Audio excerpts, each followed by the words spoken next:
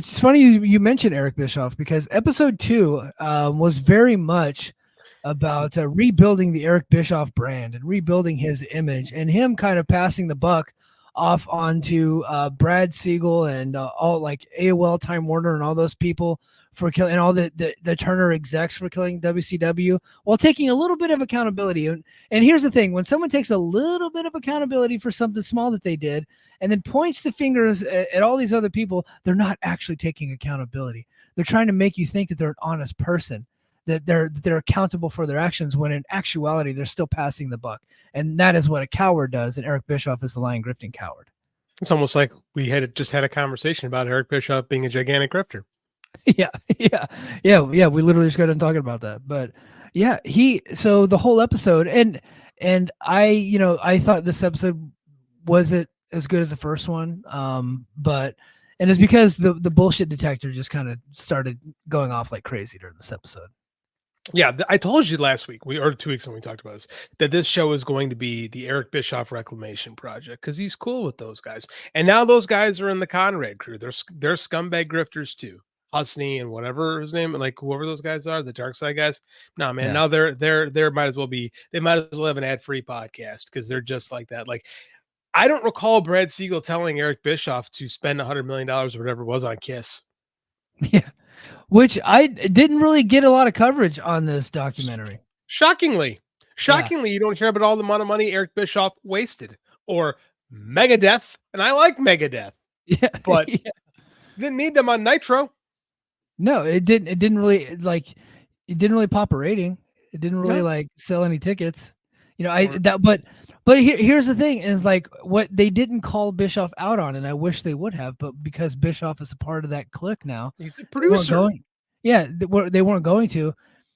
Bischoff very much like after a little bit, once they started rolling and getting famous, and all the money is rolling in, then it became like he is going to use WCW to get to do shit that he's always wanted to do. Right, Sturgis, South Dakota. Eric Bischoff very much into bike riding. Right, so what do? They have an outdoor show, which I thought Road Wild shows. I thought the visual was very cool, all that, but that was very much an excuse for him to ride his motorcycle and hang out with some bikers and be part of the biker crew. And then he uses Turner's money, not his money, Turner's money, to spend $100 million or whatever it was on Kiss, to bring in Megadeth and all the other bullshit. And then and he's not being held accountable for that. The only thing that he's willing to take any type of accountability on is a couple of minor bad booking decisions, which has ultimately tanked the company, if you think about it. No, 100%. Eric Bischoff, he got to do things he always wanted to do, and wrestling provided him those opportunities. Eric Bischoff always wanted to be a swing. Never mind. I'll leave that one. I don't want to get sued.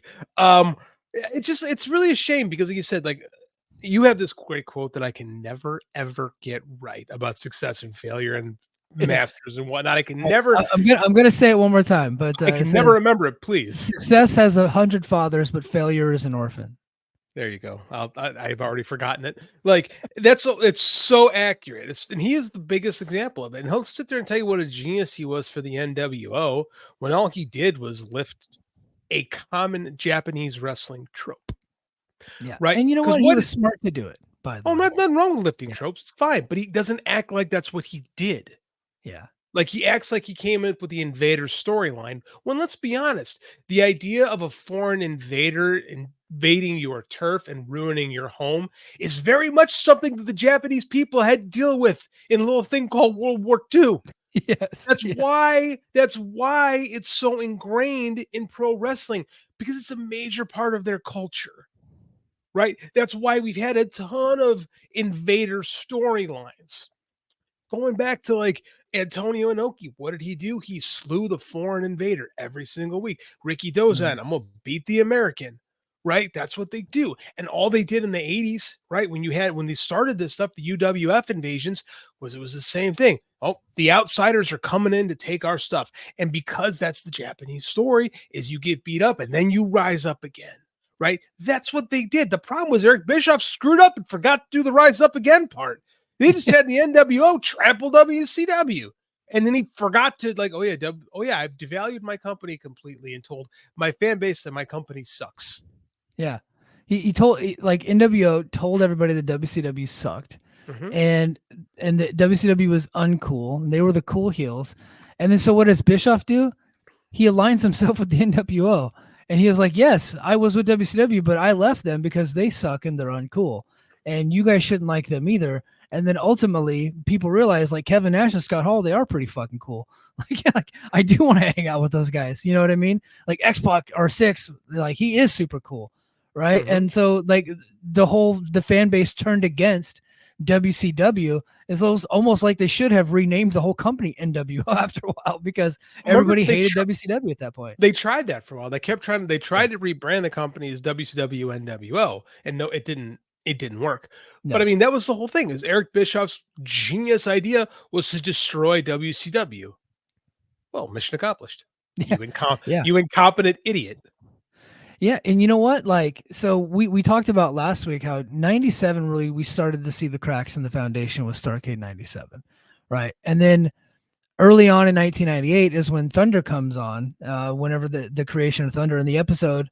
I felt like they did do a good job of explaining how when Thunder not only watered down Nitro, watered down the overall product, but really Eric Bischoff was saying that they didn't give us any extra money for Thunder, and we didn't have the infrastructure in place to be able to do 2 primetime shows. So they asked us to do more, but did not give us more to be able to help with that. And I think that's Right that about sucks.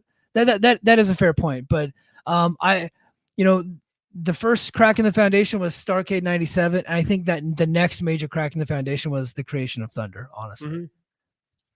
But the problem is they were never creative enough to work around it.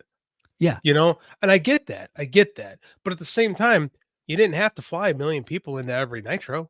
You could have, No. like, booked it smarter so that you weren't spending that kind of money. The problem with Eric is that he willingly spent Turner's money because it wasn't his money, but he never thought about how to be smart with it because he just assumed that the faucet would stay on, would run forever. He never thought about how to be smart with his money. And that's the problem is that like he doesn't like saying I wasted a lot of Turner money and made my bosses really mad. You Yeah. know, like you could have booked Thunder smarter. The original idea was to have split crews. They didn't do it. And I hate hearing this because I heard it with Collision too.